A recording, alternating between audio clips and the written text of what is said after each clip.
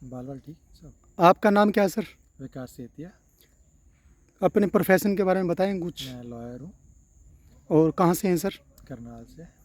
तो विपස්සना के बारे में आपको कब और कहाँ कैसे पता चला? मैं 2010 में पहला शिविर किया था।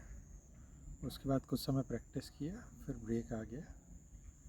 अब फिर एक अर्ज जागी।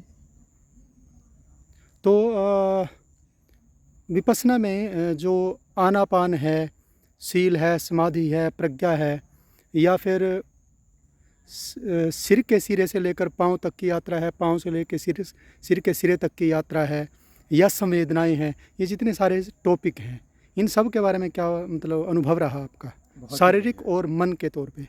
बहुत ही बढ़िया। पहले आपको शारीरिक कष्ट लगता है। आनापान से शुरू कर लेते हैं। आनापान से शुरू कर आनापान लेते क्या हैं। होता है सर? आनापान जो है वो ब्रीद इन ब्रीद आउट से स्टार्ट होता है। उसके बाद अपन उससे फोकस बढ़ाते जाते हैं, क्योंकि फोकस जो है फाउंडेशन है इस कोर्स के लिए, विपස්සना के लिए। तो आनापान में होता क्या है? सांस अंदर लेना, सांस छोड़ना, इस पे ही अपन ध्यान देते हैं। इस दौरान क्या होता है शरीर और मन के स्तर पे? जो मन है वो चंचलता दिखाता है, और अपन उसको वापस वहीं पे लेके आते हैं कि अपना ध्यान सिर्फ सांसों पे रहे, कि सांस आ रही है, सांस जा रही है। और उसके बाद सील, समाधि और प्रज्ञा, वो क्या है, उसका क्या रोल है? शील जो है वो आपके प्रिंसिपल्स हो गए जो आपको फॉलो करने चाहिए। जैसे हमेशा सच बोलो, तो ऐसे शील हो गए। समाधि हो गई जिसमें अपन बैठे हैं और अपना विपස්සना की प्रैक्टिस कर रहे हैं। और शील जो है वो आपका हो गया कि आपका बेसिकली, मैं दोनों को मिक्स करके ही बदल देता हूँ, कि आपका जो भी आपके पास फीलिंग्स आ रही हैं, जब आप बॉडी को ट्रैवर्स करेंगे, तो समाधि में आप बैठे, आप बॉडी ट्रैवर्स कर रहे हैं। इसके बाद जब आप प्रज्ञा में आते हैं तो आपको मालूम है जो जो इस ट्रैवर्सिंग में आपको फीलिंग आ रही है, वो फीलिंग अनिच्छे है, मीन्स इम्परमानेंट है, टेम्परेरी है। तो आपको ना उनके साथ अटैचमेंट बनाना है, ना ही आपको उनके अगेंस्ट में अवरमेंट बनानी है। ना क्रेविंग्स लानी है, ना अवरमेंट लाना है। आपको उसमें इक्वानिमिटी रखनी है, मतलब समता भाव बनाए रखना है। तो आर्य मौन का पालन जब करते हैं, आर्य मौन में क्या क्या शामिल है?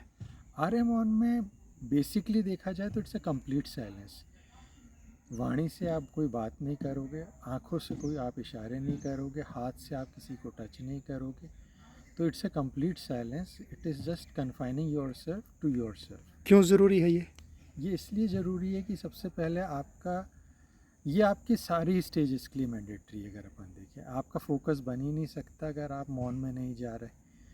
अगर आपका फोकस नहीं बन रहा है और आप मौन तोड़ते हैं तो आपकी समाधि भी ख़राब होती, क्योंकि जब आप समाधि में बैठेंगे और आपके इतने सारे एक्सपीरियंस आने चालू होंगे और आप मौन में नहीं हैं, तो आप एक्सप्रेस करना स्टार्ट तो करोगे। सिर के सिरे से लेकर पाँव तक, पाँव से लेकर सिर से सिरे तक की जो यात्रा होती है विपස්සना में, उसके अनुभव के बारे में कुछ बताइए।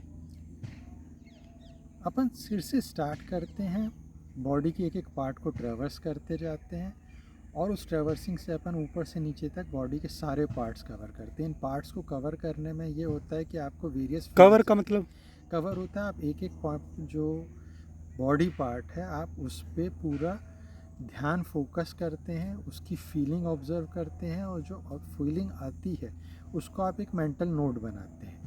ये आपका समाधि में चल रहा है, और इसी पे जब हम प्रज्ञा पे ले जाते हैं तो हर फीलिंग को अपन समता भाव से देखते हैं कि इसमें हमारे को ना अटैचमेंट बनाना है, ना एवरमेंट बनाना है। कोई ख़ास एक्सपीरियंस जो आपका रहा हो बताना चाहेंगे?